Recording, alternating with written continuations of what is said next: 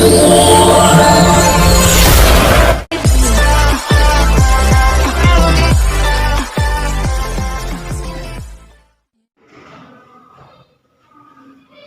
हम अगली एक्सरसाइज 1.2 के लिए कुछ बेसिक कॉन्सेप्ट समझेंगे कि उसमें हमें कौन कौन से सवाल करने हैं। इसमें सबसे पहले जो कॉन्सेप्ट आई वो आई अभाज्य गुणनखंड यानी प्राइम फैक्टर।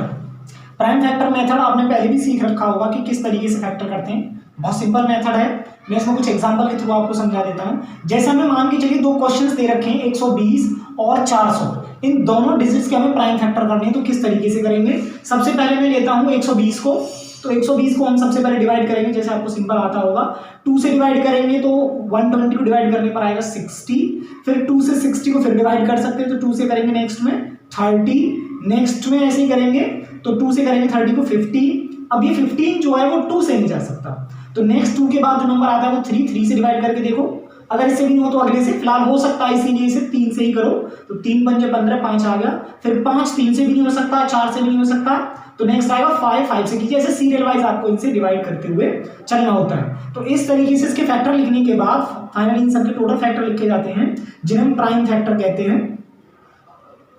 या सिंपल फैक्टर कह देते हैं, अभाज्य गुणनखंड भी कह देते हैं। सो 120 को जब हम फैक्टराइज कराया तो हमने कैसे किया, 1 2 3, जो 2 है वो 3 टाइम्स आया, 1 2 3, 2 इंटू 2 इंटू 2 इस तरीके से, और 3 और 5 फिर इंटू 3 इंटू 5 इस तरीके से 120 को 2 इंटू 2 इंटू 2 इंटू 3 इंटू 5 में कन्वर्ट करके लिखा है। इसे नेक्स्ट स्टेप में हम ऐसे भी लिख सकते हैं, जैसे 2 3 टाइम्स आया 1 2 3, तो 2 पे पावर 3 लिख सकते हैं इंटू 3 और 5, यानी अगर कोई डिजिट्स रिपीटेड हो रही है तो उसको पावर की फॉर्म में लिख दो, बाकी सिंपल ऐसे लिख दो। इसी तरीके से जो दूसरा एग्जांपल समझें तो वो है 400 को भी यहाँ समझना चाहे तो उसी तरीके से इसको भी समझ सकते हैं। 2 से हम कुछ डिवाइड करेंगे, देखो 2 से डिवाइड करना सिंपल होता है क्योंकि उसमें आधा ही करना होता है अपने, तो 2 से हम इसको जैसे 400 को डिवाइड करेंगे तो 400 को डिवाइड करने पर ये वैल्यू जो आएगी 200 को फिर 2 से डिवाइड करेंगे 100 को 2 से डिवाइड करेंगे 50, फिर 2 से 25 इस तरीके से डिवाइड होगा। 2 के बाद फिर अगला स्टेप हम कर देंगे 3 के टेबल में 25 नहीं आता है, 4 के टेबल में 25 नहीं आता, फिर लेंगे 5 के टेबल में आता है 5 पंजे 25, 5 एकम 5 इस तरीके से इसके फैक्टर करेंगे। फिर इसे भी हम इसी फैक्टर में लिख सकते हैं, 1 2 3 4 इस पॉइंट में लिखा तो 400 को हमने जोड़ के लिखा है, 1 2 3 4 बार तक लिखेंगे इसे, और 5 5 2 बार लिखेंगे। इस तरीके से नेक्स्ट स्टेप में हम ऐसे भी लिख सकते हैं इसको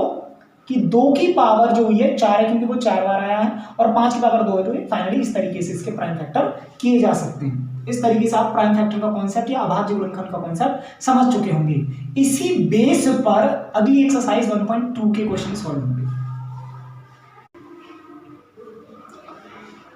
देखिए अभी हमने लास्ट पॉइंट में अभाज्य गुणनखंड विधि सीखी थी, किस तरीके से फैक्टर करते हैं। उसी पॉइंट्स को समझने के लिए आप कुछ एग्जांपल्स भी कर सकते हैं, जो मैंने एग्जांपल्स ही क्रिएट करके दिए हैं। अभाज्य गुणनखंड विधि में जो हमने दोनों एग्जांपल की थी उसी पैटर्न पे ही आपको क्वेश्चंस ट्राई करने हैं। सबसे पहले 625, इसको भी उसी तरीके से तोड़ना है,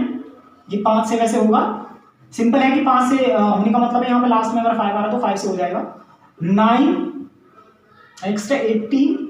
500 ये चारों क्वेश्चन आपको उसी पैटर्न पे अभाज्य गुणनखंड विधि से करके देखने हैं।